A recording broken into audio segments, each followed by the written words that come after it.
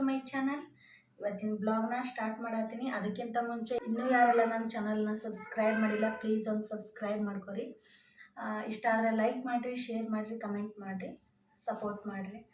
Okay, ಬರ್ರಿ ಬ್ಲಾಗ್ನ start ಮಾಡೋಣ. ಮಧ್ಯಾಹ್ನ ಊಟಕ್ಕೆ ಚಿತ್ರಾನ್ನ ಮಾಡ್ಕೋಬೇಕಂತ ಹೇಳಿ ಅಂದ್ಕೊಂಡಿನಿ. ಆಗಲೇ ರೈಸ್ನ ಎಲ್ಲ ಮಾಡಿಟ್ಟಿನಿ. ಈಗ ಚಿತ್ರಾನ್ನದ ಗೊಜ್ಜು ಮಾಡ್ಕೋಬೇಕು. ಒಂದು ಸ್ವಲ್ಪ ಜಾಸ್ತಿನೇ ಮಾಡ್ಕೊಳತ್ತೀನಿ. ಮತ್ತು ಫ್ರಿಜ್ಜಲ್ಲಿ ಒಂದು 2 ದಿನ ಇಟ್ಕೋಬೋದು. ಯಾಕಂದರೆ ಅದಕ್ಕೆ ಸ್ವಲ್ಪ ಹುಣಸೆಹಣ್ಣು ಹಾಕತ್ತೀನಿ. ಅದು 2-3 ದಿನ ನೀವು ಬೇಕಂದ್ರೆ ಇಟ್ಕೋಬೋದು. ನಾನು ಒಂದು ಸ್ವಲ್ಪ ಜಾಸ್ತಿನೇ ಮಾಡ್ಕೊಳತ್ತೀನಿ.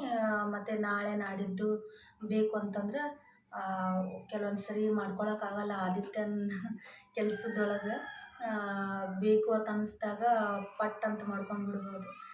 ಅದಕ್ಕೆ ಸ್ವಲ್ಪ ಜಾಸ್ತಿನೇ ಗೊಜ್ಜು ಮಾಡಿ ಫ್ರಿಜ್ನಾಗ ಇಟ್ಕೊಳತ್ತೀನಿ. ಅದನ್ನು ಹೆಂಗೆ ಮಾಡ್ತೀನಿ, ಹೇಗೆ ಎಲ್ಲರಿಗೂ ಗೊತ್ತಿರ್ತೈತಿ ಆಲ್ರೆಡಿ. ಚಿತ್ರಾನ್ನದ ಗೊಜ್ಜು ಹೆಂಗೆ ಮಾಡೋದು ಅಂತೇಳಿ ಆಲ್ರೆಡಿ ಎಲ್ಲರಿಗೂ ಗೊತ್ತಿರ್ತೈತಿ. ಆದರೂ ನಾನು ಯಾವ ಥರ ಮಾಡ್ತೀನಿ ಅಂಥೇಳಿ ನಿಮ್ಮ ಜೊತೆ ಶೇರ್ ಮಾಡ್ಕೊತೀನಿ.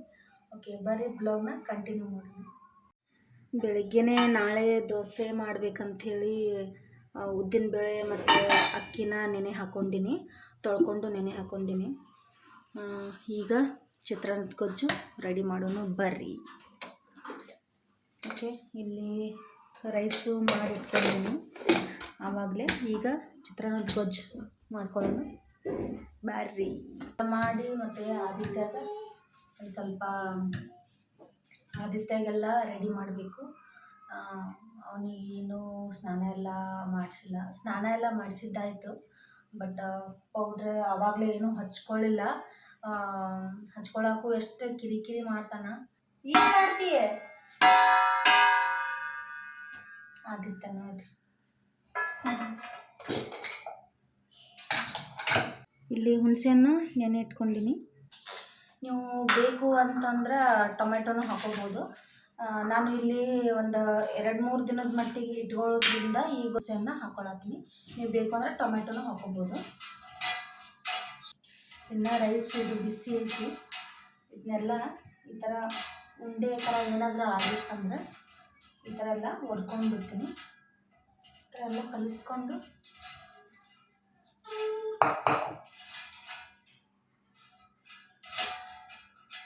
ಸ್ವಲ್ಪ ಉದ್ರಾಗೆ ಮಾಡ್ಕೊಂಡು ನಾನು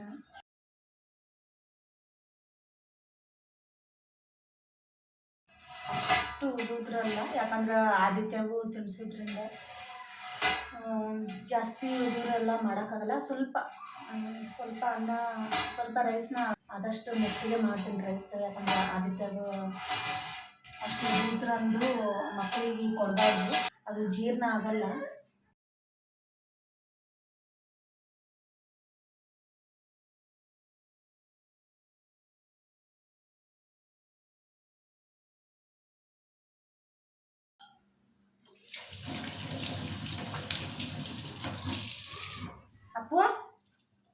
ಅಪ್ಪು ಅವನಿಗೆ ಕೇಕ್ ಕೊಡತ್ತೀನಿ. ಮೊದಲಿಗೆ ನಾನು ಇಲ್ಲಿ ಚಿತ್ರಾನ್ನದ ಗೊಜ್ಜು ಮಾಡ್ಕೊಳಕ್ಕೆ ಎಣ್ಣೆನ ಹಾಕ್ಕೊಳತ್ತೀನಿ. ನಿಮ್ಗೆ ಎಷ್ಟು ಬೇಕು ಅಷ್ಟು ಎಣ್ಣೆನ ಹಾಕೋರಿ. ನಾನು ಸ್ವಲ್ಪ ಜಾಸ್ತಿನೇ ಹಾಕ್ಕೊಂಡಿನಿ. ಯಾಕಂದ್ರೆ ಒಂದು 2-3 ದಿನ ಆಗುವಷ್ಟು ನಾನು ಮಾಡ್ಕೊಳತ್ತೀನಿ ಗೊಜ್ಜು. ನೀವು ಇನ್ನೂ ಜಾಸ್ತಿ ಬೇಕಂದ್ರೆ ಇನ್ನೂ ಸ್ವಲ್ಪ ಜಾಸ್ತಿನೇ ಎಣ್ಣೆ ಹಾಕೋಬೋದು. ನಾನಿಲ್ಲಿ ಎಣ್ಣೆ ಬಿಸಿ ಆದಮೇಲೆ ಮೊದಲಿಗೆ ಜೀರಿಗೆ, ಸಾಸಿವೆ ಇವೆಲ್ಲ ಹಾಕ್ಕೊಳತ್ತೀನಿ. ಅದೆಲ್ಲ ಹಾಕ್ಕೊಂಡ್ಮೇಲೆ ಕಡಲೆಬೇಳೆನ ಹಾಕ್ಕೊಳಕತ್ತೀನಿ. ನಿಮಗೆ ಎಷ್ಟು ಬೇಕು ಅಷ್ಟು ನೋಡಿ ಹಾಕೋರಿ. ನಾನು ಕಡಲೆಬೇಳೆ ಸ್ವಲ್ಪ ಹಾಕ್ಕೊಂಡಿನಿ, ಉದ್ದಿನಬೇಳೆನ ಸ್ವಲ್ಪ ಜಾಸ್ತಿನೇ ಹಾಕ್ಕೊಂಡಿನಿ. ಅದರ ಫ್ಲೇವರ ಮತ್ತು ಆ ಉದ್ದಿನಬೇಳೆ ತಿನ್ನುವಾಗ ಬಾಯಲ್ಲಿ ಸಿಕ್ಕಾಗ ಫುಲ್ ಟೇಸ್ಟ್ ಅಂತ ಅನಿಸ್ತೈತಿ. ಮೇನ್ ಚಿತ್ರಾನ್ನಕ್ಕೆ ಬೇಕಾಗಿರೋದೇ ಕಡಲೆಬೇಳೆ, ಉದ್ದಿನಬೇಳೆ.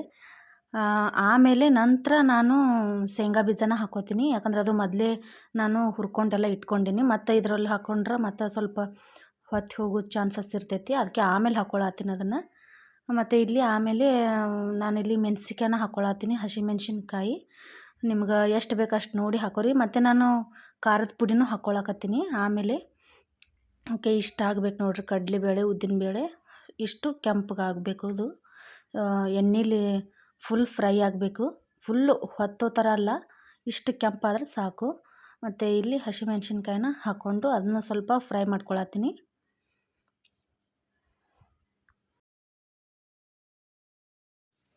ಈಗ ಈರುಳ್ಳಿನ ಹಾಕ್ಕೊಳಕತ್ತೀನಿ. ಇದನ್ನು ಸ್ವಲ್ಪ ಎಣ್ಣೆಯಲ್ಲಿ ಚೆನ್ನಾಗಿ ಫ್ರೈ ಮಾಡಿರಿ. ಅದನ್ನು ಸ್ವಲ್ಪ ಕೆಂಪಾಗಬೇಕು ಈರುಳ್ಳಿನೂ.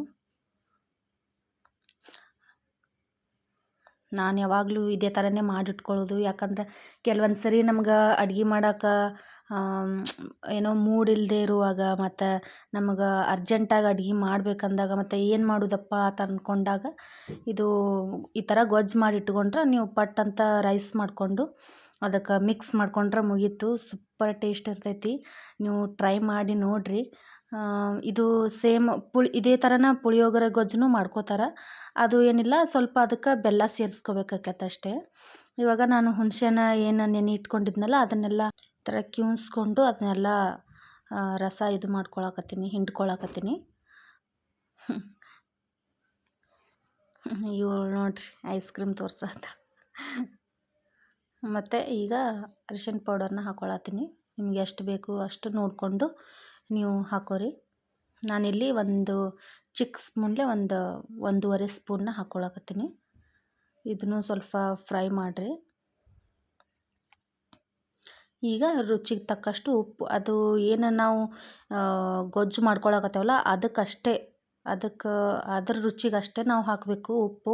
ಯಾಕಂದರೆ ಆಲ್ರೆಡಿ ನಾವು ರೈಸಿಗೆಲ್ಲ ಹಾಕ್ಕೊಂಡಿರ್ತೀವಿ, ಮತ್ತು ಜಾಸ್ತಿ ಆದರೆ ಅದು ಮಿಕ್ಸ್ ಮಾಡಿದಾಗ ಜಾಸ್ತಿನೇ ಆಗಿಬಿಡ್ತೈತಿ.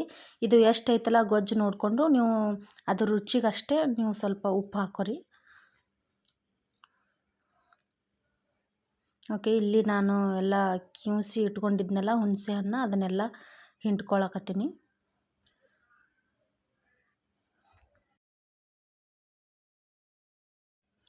ನೋಡ್ರಿ ನಾನು ಈ ಥರ ಫುಲ್ ಹಿಂಡ್ಕೊಳತ್ತೀನಿ.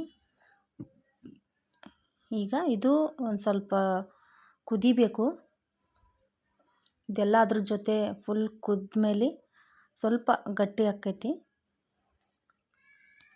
ಅದು ಹುಳಿ ಎಲ್ಲ ಬಿಡಬೇಕು. ಮತ್ತು ನಾನಿಲ್ಲಿ ಸ್ವಲ್ಪ ಖಾರದ ಪುಡಿನೂ ಹಾಕ್ಕೊಳಕತ್ತೀನಿ. ನಿಮ್ಗೆ ಎಷ್ಟು ಬೇಕೋ ಅಷ್ಟು ನೋಡಿಕೊಂಡು ಹಾಕೋರಿ. ನಿಮ್ಗೆ ಖಾರದ ಪುಡಿ ಬೇಡವೇ ಬೇಡ ಅಂತ ಅಂದ್ಕೊಂಡ್ರೆ ನೀವು ಅಷ್ಟೇ ಮೆಣಸಿನ್ಕಾಯಿ ಹಾಕಿ ಬಿಡ್ಬೋದು. ಅಂದ್ರೆ ಈ ಥರ ಖಾರದ ಪುಡಿ ಹಾಕೋದ್ರಿಂದ ಟೇಸ್ಟ್ ಇನ್ನೂ ಚೆನ್ನಾಗಿರ್ತೈತಿ. ಮತ್ತು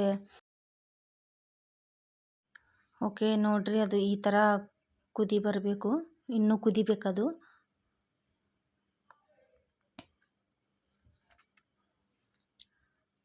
ಈಗ ಕಡಲೆ ಬೀಜನ ಹಾಕ್ಕೊಳತ್ತೀನಿ. ನಾನು ಮೊದಲೇ ಇದನ್ನೆಲ್ಲ ಹುರಿದು ಇಟ್ಕೊಂಡಿನಿ, ಅದಕ್ಕೆ ಈಗ ಹಾಕ್ಕೊಳಕತ್ತೀನಿ.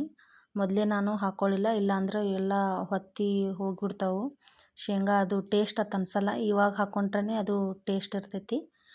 ಓಕೆ, ಅದೆಲ್ಲ ಹಾಕಿ ಇನ್ನೂ ಒಂದು ಸರಿ ಮಿಕ್ಸ್ ಮಾಡಿ ಇನ್ನೂ ಒಂದು ಸ್ವಲ್ಪ ಕುದಿಸ್ಕೊರಿ.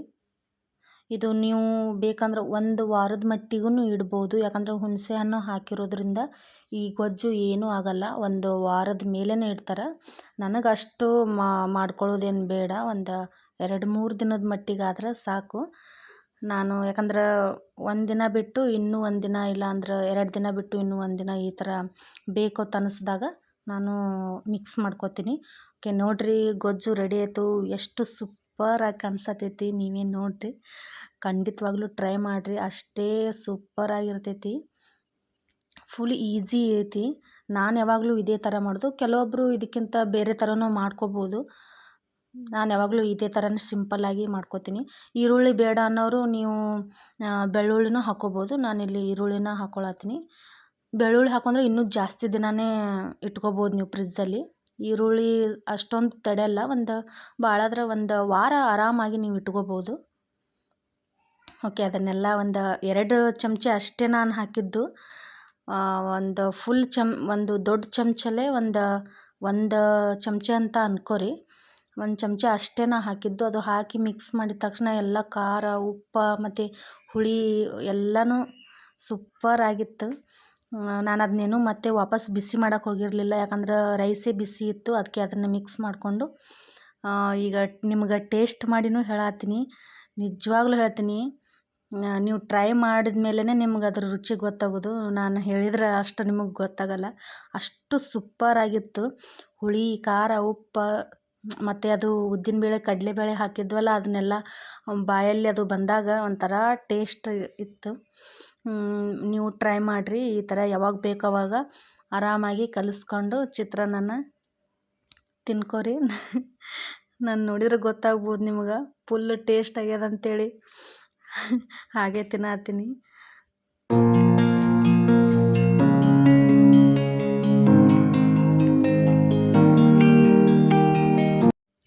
ಓಕೆ, ಅದೆಲ್ಲ ಆದಮೇಲೆ ಆದಿತ್ಯಗೆ ಸ್ನಾನನೂ ಮಾಡಿಸಿದೆ. ಅದೆಲ್ಲ ಆದಮೇಲೆ ಅವನಿಗೆ ರೆಡಿ ಮಾಡೋದೇ ಒಂದು ದೊಡ್ಡ ಕೆಲಸ. ಒಂದು ಕಡೆ ಕೂರಲ್ಲ, ಒಂದು ಕಡೆ ಮಲಗಲ್ಲ ಅವನು. ಅವನ್ನ ಎಳ್ಕೊಂಡು ಬಂದು ಅವನ್ನ ರೆಡಿ ಮಾಡಿಸ್ಬೇಕು. ಇಷ್ಟು ಮಾಡ್ಕೊಳಕ್ಕೂ ಅಷ್ಟು ಹಠ ಮಾಡ್ತಾನೆ. ಒಂದು ಬಟ್ಟೆ ಹಾಕಬೇಕಾದ್ರೂ ಇಷ್ಟು ಹಠ ಮಾಡ್ತಾನೆ. ಕಿರ್ಚೋದು, ಒದ್ದಾಡೋದು, ಹೇಗೋ ಒಂದು ಅವನಿಗೆ ರೆಡಿ ಮಾಡಿಸಿ.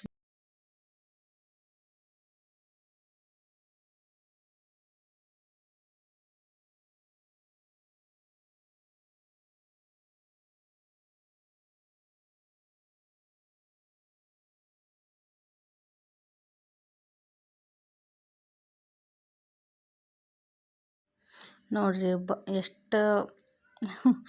ಎಷ್ಟು ಹಠ ಮಾಡ್ತಾನೆ ನೋಡ್ರಿ. ಬಾಗಿಲು ಹಿಂದೆ ಈ ಥರ ಬಚ್ಚಿಟ್ಕೊಳಕತ್ತಾನ. ನಾನು ಮಲಗಿಸ್ತೀನಿ ಬಾ ಅಂಥೇಳಿ. ಈಗ ಅವನು ಮಲ್ಕೊಳ್ಳೋ ಟೈಮ್ ಆಗೈತಿ, ಆದ್ರೆ ಅವ ಮಲ್ಕೊಳತ್ತಿಲ್ಲ. ಬರೀ ಇದೇ ಥರನೇ ಮಾಡಕತ್ತಾನ. ನಾನು ಬಾ ಮಲ್ಕೊ ನಡಿ ಅತ್ತಂದ್ರೆ ನೋ ನೋ ಅಂತಂದು ಹೇಳ್ತಾನೆ. ಇದೆಲ್ಲ ವಾಯ್ಸ್ ರೆಕಾರ್ಡ್ ಆಗಿತ್ತು, ಬಟ್ ಟಿ ವಿ ಹಾಕಿಬಿಟ್ಟಿನಿ. ಅದು ನನಗೆ ಗೊತ್ತೇ ಇಲ್ಲ. ಸಾಂಗ್ ಎಲ್ಲ ಹಾಕಿಬಿಟ್ಟಿದ್ದೆ. ಟಿ ವಿ ಎಲ್ಲ ಆನ್ ಮಾಡಿದ್ನಲ್ಲ, ಅದು ನನಗೆ ಗೊತ್ತೇ ಆಗಿರಲಿಲ್ಲ. ಮತ್ತು ಈಗ ಎಡಿಟ್ ಮಾಡುವಾಗ ನೋಡಿದೆ, ಒಂಥರ ಬೇಜಾರತ್ತು ಅನ್ನಿಸ್ತು. ಎಷ್ಟು ಚಂದ ಅವನು ಆಟ ಎಲ್ಲ ಆಡಿದ್ದ, ಅವನ ವಾಯ್ಸ್ ಎಷ್ಟು ಕ್ಯೂಟಾಗಿ ಮಾತಾಡಿದ್ದ. ಅದೆಲ್ಲ ರೆಕಾರ್ಡ್ ಆಗಿತ್ತು ವಾಯ್ಸ್. ಮತ್ತು ಅದು ಸಾಂಗ್ ಎಲ್ಲ ಹಾಕಿದ್ನಲ್ಲ, ಮತ್ತು ಕಾಪಿರೈಟ್ ಬರ್ತೈತೆ ಅಂಥೇಳಿ ಅದನ್ನ ತೆಗೆದುಬಿಟ್ಟೆ. ಅದನ್ನು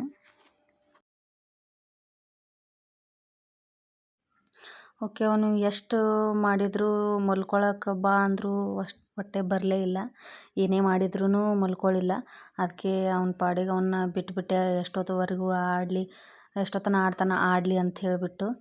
ಓಕೆ, ಇವತ್ತಿನ ಬ್ಲಾಗ್ ಇಷ್ಟೇ. ಇಷ್ಟ ಆಗಿತ್ತಂದ್ರೆ ಪ್ಲೀಸ್ ಒಂದು ಲೈಕ್ ಮಾಡಿರಿ, ಶೇರ್ ಮಾಡಿರಿ, ಕಮೆಂಟ್ ಮಾಡಿರಿ. ಇನ್ನೂ ಯಾರೆಲ್ಲ ನನ್ನ ಚಾನಲ್ನ ಸಬ್ಸ್ಕ್ರೈಬ್ ಮಾಡಿಲ್ಲ, ಪ್ಲೀಸ್ ಸಬ್ಸ್ಕ್ರೈಬ್ ಮಾಡಿಕೊಂಡು ನೋಡಿರಿ. ಓಕೆ, ನೆಕ್ಸ್ಟ್ ಬ್ಲಾಗ್ ಜೊತೆ ಸಿಗ್ತೀನಿ. ಬಾಯ್.